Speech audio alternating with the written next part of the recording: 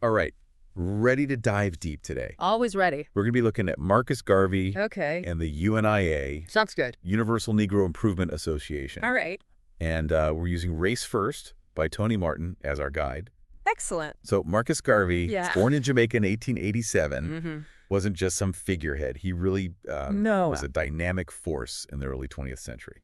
He certainly was. Garvey's early life, really set the stage for his passion for Black empowerment. Growing up in Jamaica, intense colonial rule, seeing the inequalities, these experiences really ignited that fire in him. Yeah, it's like almost like a crash course Yeah. in racial injustice. Exactly. But he didn't just stay in Jamaica, did he? No, Garvey was driven by thirst for knowledge. He traveled Central America, working as a timekeeper on a banana plantation, editing a newspaper in Costa Rica. Wow. Yeah, pretty diverse. It is. He even ventured to London. Really? Yeah, immersed himself in Pan-African circles. So it's not just about the discrimination he saw in Jamaica. Right. It's this broader understanding of colonialism and racism worldwide. Exactly. Would you say that that period of travel directly led to the founding of the UNIA? It certainly laid the groundwork. Okay. In 1914, Garvey returned to Jamaica, Okay. and that's where the UNIA story truly begins. Okay. He founded the organization with a mission to unite people of African descent globally, promote self-reliance, and instill a deep sense of racial pride. It was a call to action for Black people everywhere to recognize their shared heritage and work towards a brighter future. And this vision, I mean, it resonated deeply, right? It resonated deeply. It wasn't just a small group of people. This was a movement that really... It caught fire. Absolutely. Yeah. Garvey was a master orator. Yeah. His message tapped into that deep yearning for liberation. He didn't just speak, he electrified audiences with this vision of a united Africa, free from colonial rule. He argued that people of African descent needed to control their own destiny, build their own nations and governments.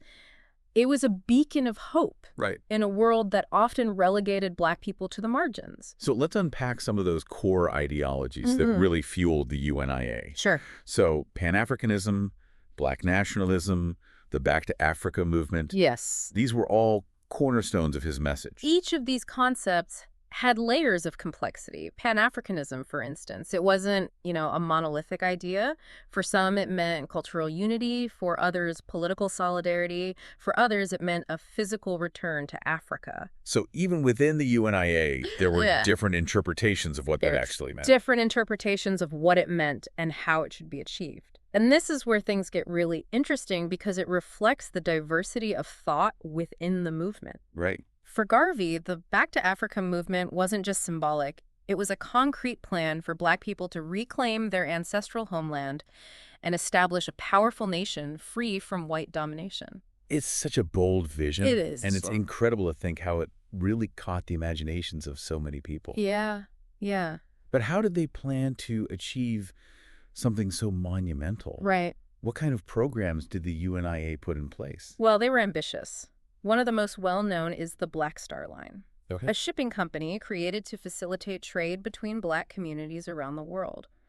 Garvey envisioned it as a lifeline, connecting the African diaspora and eventually transporting people back to Africa. So this wasn't just talk. This was about building the infrastructure. Exactly. Yeah. And then there was the Negro Factories Corporation, another ambitious initiative aimed at establishing Black-owned businesses. They wanted to create an economic ecosystem where Black communities could thrive independently. So these programs, they were testaments to the UNIA's multifaceted approach. Yes, they were. They weren't just dreaming of a better world. Right. They were taking concrete steps. They were rolling up their sleeves and trying to build it.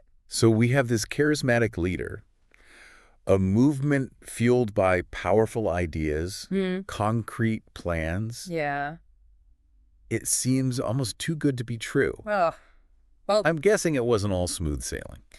You're absolutely right. The UNIA's rise to prominence wasn't without its share of internal and external struggles. Okay. Even within the Black community, there were dissenting voices, critiques of Garvey's approach. I'm ready to unpack those a little bit, but we're going to have to save that for the next part of our deep dive. All right. So stay tuned. Welcome back. We were just talking about the challenges faced by Marcus Garvey and the UNIA. They had this vision But I can't imagine it was easy to put it into practice, No, it was especially given the racial climate at the time. definitely not. Remember, we're talking about the early 20th century, a period of really intense racial discrimination and segregation. The UNIA's message, Black empowerment, it challenged the existing power structures. Yeah. And so there was pushback. So who exactly were they up against? Was it just the white establishment or? Well, it was more complex than that. Okay. While there was resistance from those in power, Right. there were also different viewpoints within the Black community itself.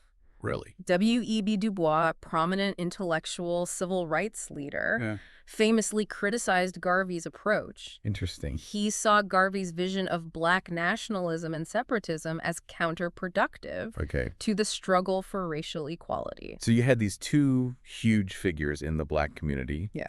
Both fighting for liberation. Yes. But with these totally different philosophies. Fundamentally different philosophies. Could you elaborate a bit on that? Absolutely. Du Bois believed in achieving equality through integration, working within the system to change the laws and practices. He felt that Garvey's emphasis on separatism would isolate Black people and hinder progress. It's like that classic debate, reform versus revolution. Right, exactly. And it wasn't just theoretical. This had a real impact. Oh, absolutely. It shaped strategies, alliances, and the course of history. Yeah. And while they publicly disagreed, Right. their shared goal was the advancement of Black people. Of course. It's crucial to understand the nuances, right? Recognize that there wasn't one monolithic Black perspective. It was a dynamic conversation. So we've got this internal debate happening. Yeah. But I'm guessing there was external pressure as well. Oh, absolutely. The UNIA was seen as a serious threat by those in power. Garvey's call for Black self-reliance and this vision of a global Black nation, it challenged the very foundation of white supremacy. Yeah. This is a time when Jim Crow was the law of the land in the South. A system designed to keep Black Americans subordinate. And while the North didn't have that legally codified segregation, Black people still faced discrimination in housing, employment, education. It was a bleak reality. It was, for so many. Yes. And amidst all of this, Garvey's message of Black pride, self-reliance, and a glorious return to Africa, it resonated. Yeah, it offered a sense of hope. It's a vision for a future. Absolutely. He tapped into that yearning for liberation and justice that was brewing across the globe. This is what I find fascinating about history. Yeah. Understanding how movements and ideas come out of these specific contexts. Connecting the dots. Yeah. Seeing how the past informs the present. And in the final part of our deep dive, we'll explore how Garvey's legacy continues to resonate today. Okay. And how his ideas have influenced movements for racial justice. Sounds good. Welcome back to our deep dive into Marcus Garvey and the UNIA. We've covered his early life, the challenges, the historical context. Now let's look at his lasting legacy. Even though he was deported, his ideas continued to spread. Absolutely. His influence didn't end at the U.S. border. In fact, you could say his deportation amplified his message globally. How so? He became a symbol of resistance against colonialism and oppression, a voice for the voiceless in the African diaspora. His writings and speeches were circulated widely, and his call for Black empowerment resonated with those struggling across the world. So how did Garvey's legacy shape movements like the Civil Rights Movement and the Black Power movement? Well, think about it. Black pride, self-determination, economic empowerment, a challenge to systemic racism, these were all things that Garvey championed decades earlier. Right. He laid the groundwork for a new generation of activists who would carry on that fight for Black liberation. It's a direct line. It is. Were there any specific figures or organizations that were directly influenced by his ideas? Oh, absolutely. Malcolm X, for instance, his father was a dedicated Garveyite. Wow. Malcolm X was deeply influenced by Garvey's ideas about Black nationalism and Pan-Africanism. Like a passing of the torch, adapting those ideas for a new era. Exactly. And then, the Black Power movement in the 1960s drew heavily from Garvey's philosophy of Black self-reliance and control of their institutions and communities. Yeah. The emphasis on Black pride, economic empowerment, cultural awareness, all rooted in Garveyism. And we still see echoes of his message today, don't we? We do. The themes that Garvey emphasized, like racial pride, self-determination, dismantling systemic racism, are still so central to today's conversations about racial justice. Movements like Black Lives Matter, while operating in a different context, they share that same spirit, that demand for justice and equality that Garvey so fiercely advocated for. So what are the key takeaways? What can we learn from Garvey? I think the power of vision, the power of belief. Garvey dared to imagine a different future for people of African descent, Right. a future free from oppression and inequality. And he didn't just dream it, he dedicated his life to making it a reality. Right. Built a movement that spanned continents. It's a reminder that even with challenges, one person's vision can spark a movement. It's really incredible. And while he faced setbacks, his unwavering commitment speaks volumes about the power of perseverance. He also reminds us that progress requires collective action. It's not just about individual achievement. Exactly. It's about uniting people around a shared goal and working together to dismantle those systems of oppression. And that's as relevant today as ever. It is. And while there are complexities and controversies, there's no denying the profound impact he had on the fight for Black liberation. He shifted the conversation about race and identity. He was a true visionary.